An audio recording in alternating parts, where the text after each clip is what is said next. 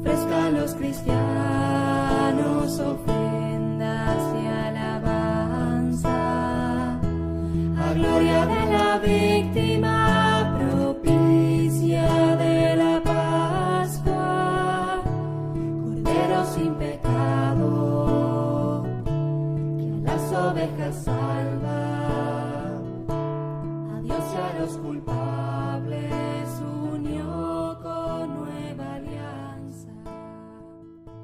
Hola hermanos, el día de hoy, 5 de mayo del 2023, es viernes de la cuarta semana de la Pascua, pero hoy es primer viernes de mes, es primer viernes del mes de mayo. No pudimos celebrar el Sagrado Corazón de Jesús el primer viernes de mes de abril, porque era Viernes Santo. Imagínense ustedes, hace un mes estábamos en Viernes Santo.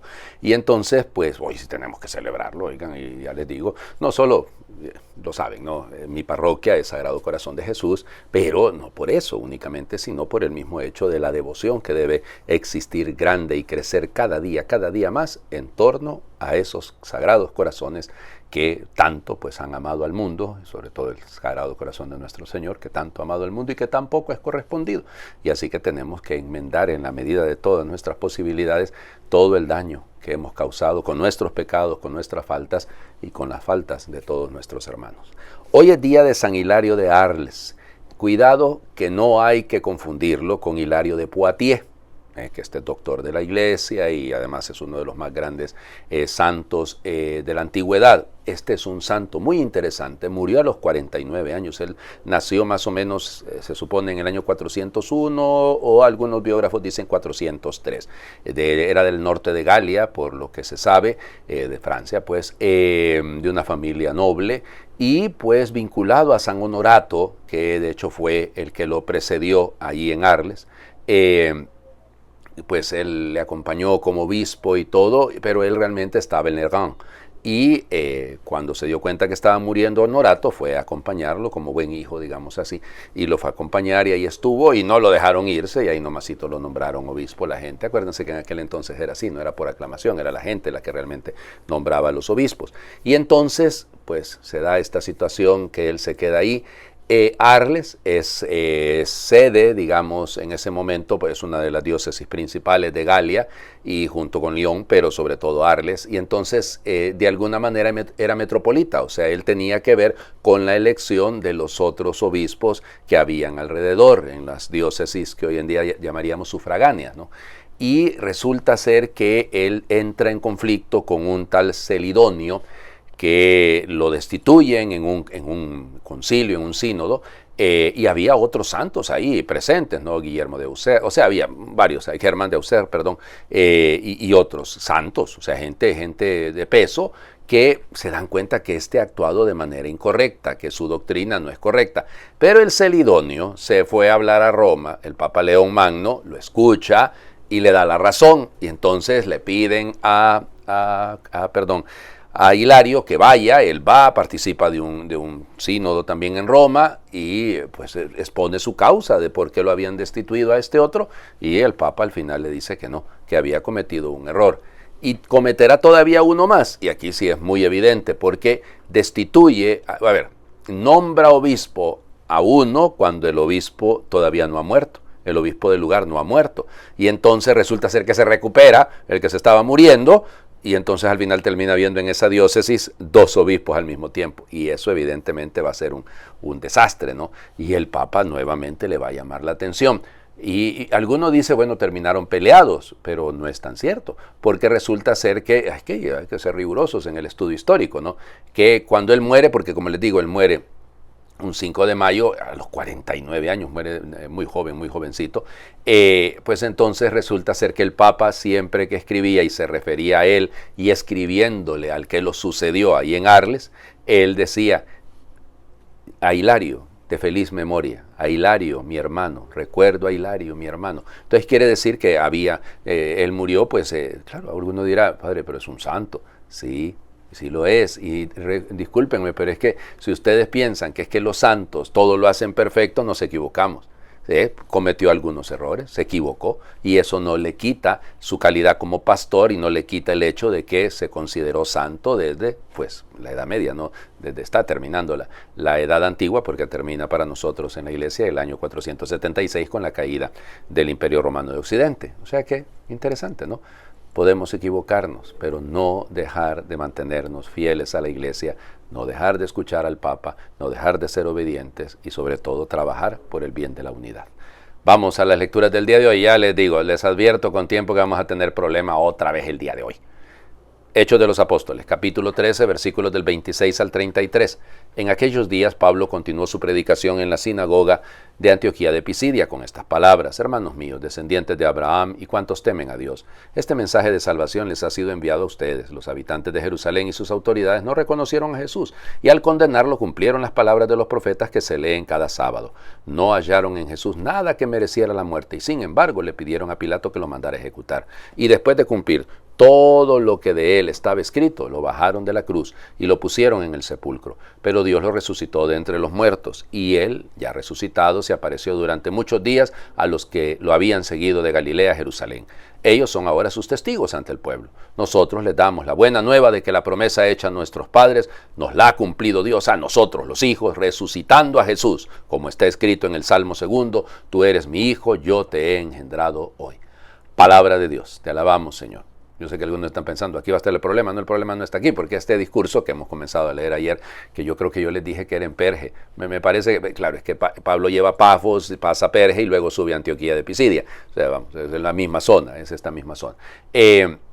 Pero está en Antioquía cuidado, no confundir Antioquía de Pisidia con Antioquía de Siria. Antioquía de Siria, lo hemos leído en los días atrás, fue el lugar donde por primera vez llamaron a los hermanos cristianos. Acuérdense, ese es el lugar donde va Bernabé, es el lugar donde Pablo pues estructura junto con Bernabé la iglesia, y que luego será desde ahí de donde saldrán, porque la misión que emprende Pablo es desde Antioquía, no desde Jerusalén, sino desde Antioquía. Bueno, entonces esa es la Antioquía de Siria, la Antioquía de Pisidia es diferente. Bueno, entonces fíjense ustedes, la belleza de este texto es que sigue Pablo insistiendo en que la historia hay que leerla desde la perspectiva del corazón de Dios y cómo Dios va llevando las cosas, cómo Dios cumple sus promesas. Este es el tema, ¿no?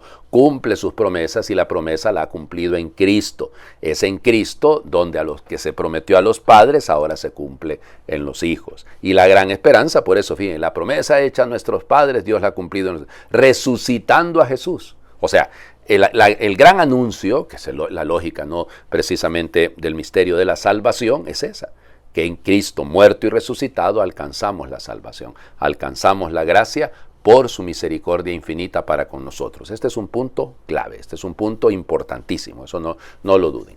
Luego vamos, el Evangelio, aquí es donde está el problema, porque lo hemos leído de hecho del versículo que sigue, hemos leído en la fiesta de San Felipe y Santiago. Lo leemos hoy, lo vamos a leer una parte mañana y lo vamos a leer el domingo. O sea, imagínense ustedes, en una semana, claro, el domingo es una nueva semana, pero vamos a haber leído este texto 4 veces. Entonces por eso les digo que es un problema, ¿no? Juan, capítulo 14, versículos del 1 al 6. En aquel tiempo Jesús dijo a sus discípulos: no pierdan la paz, si creen en Dios, crean también en mí. En la casa de mi Padre hay muchas habitaciones. Si no fuera así, yo se lo habría dicho a ustedes, porque me voy a prepararles un lugar. Cuando me vaya y les prepare un sitio, volveré y los llevaré conmigo, para que donde yo esté, estén también ustedes. Y ya saben el camino para llegar al lugar a donde voy. Entonces Tomás le dijo: Señor, no sabemos a dónde vas, ¿cómo podemos saber el camino? Jesús le respondió: yo soy el camino, la verdad y la vida. Nadie va al Padre si no es por mí. Palabra del Señor. Gloria a ti, Señor Jesús. Lo vamos a leer el domingo. Entonces ya me van a escuchar ustedes adelantar. Más de alguno va a decir, bueno, de todas maneras el domingo es el día en el que menos escuchan o ven, no sé cómo llamarle esto, las transmisiones que hago, porque el domingo, sí es cierto, fíjense, es el día en el que menos se comparte, yo no sé cómo llamarle esto, yo no estoy pendiente de si le dan like o no le dan like, eso no me interesa en lo más mínimo, yo trato de ayudarles y eso, pero lo miro porque cuando miro el YouTube y publico la nueva subo, ese es el término, se dice, subo la nueva publicación, entonces se mira la anterior, y siempre me pasa que el lunes miro la del domingo y el domingo siempre tiene menos. Está bien, o sea, tranquilos, yo sé que es porque van a misa, porque tienen otras responsabilidades y ya se acabó, o sea, eso no es el fin del mundo. Pero entonces, aun y cuando esto es así, les advierto que sobre esto voy a volver a hablar mañana, sábado, y también hablaré el domingo. Bueno, vamos. Recuerden de dónde venimos. Venimos de la crisis que se ha provocado en los apóstoles, que ha provocado en los apóstoles el anuncio de la partida del Señor Jesús, del éxodo. ¿Ya? A donde yo voy, ustedes no me pueden seguir ahora, ¿ok? Pero ya saben el camino, dice aquí en este caso, pero el tema es que la reacción de Pedro, acuérdense, eso es el capítulo 13, el final del capítulo 13. Señor, ¿a dónde vas? A donde yo voy ahorita no puedes venir, luego vendrás. Y Pedro le dice, no, yo, Señor, daría la vida por ti. Pero de esa crisis viene. Entonces, no se turbe su corazón ni se acobarde. No pierdan la paz. Eso es, no pierdan la paz.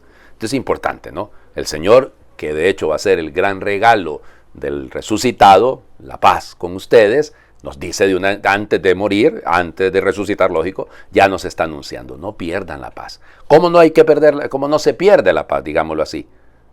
Si creen en mí, crean también. Si creen en el Padre, crean también en mí.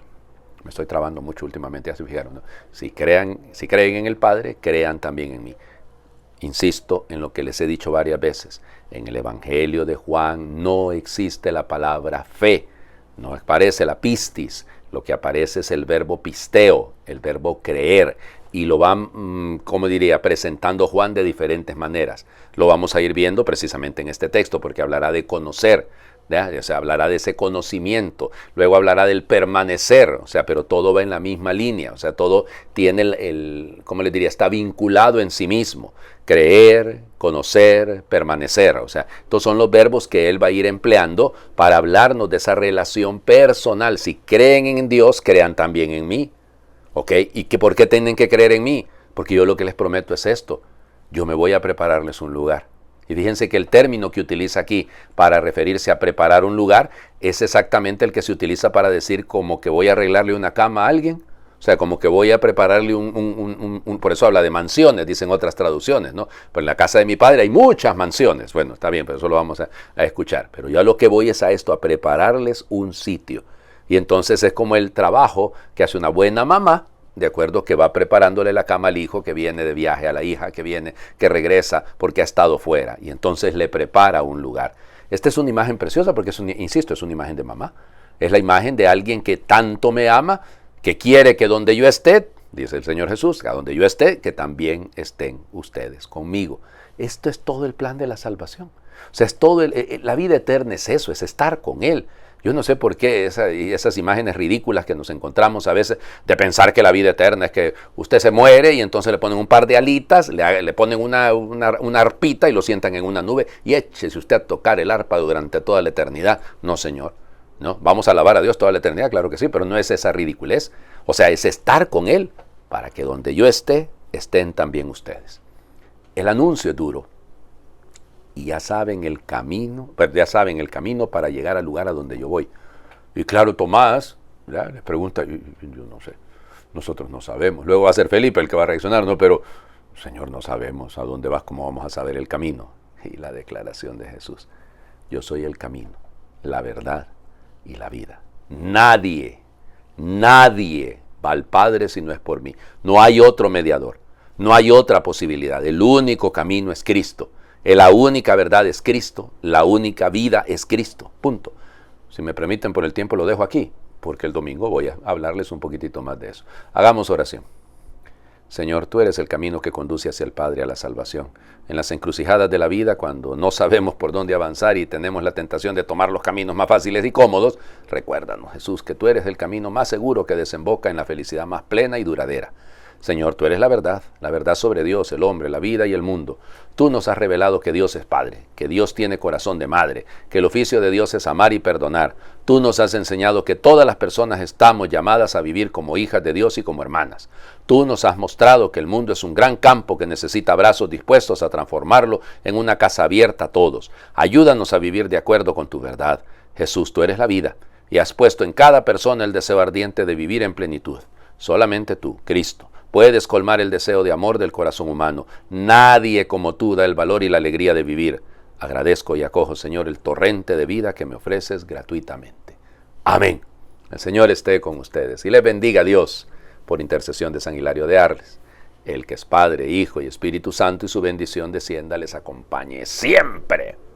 Cristo ha resucitado, verdaderamente ha resucitado, pero Sagrado Corazón de Jesús, en ti confío y espero, porque resucitó de veras mi amor y mi esperanza.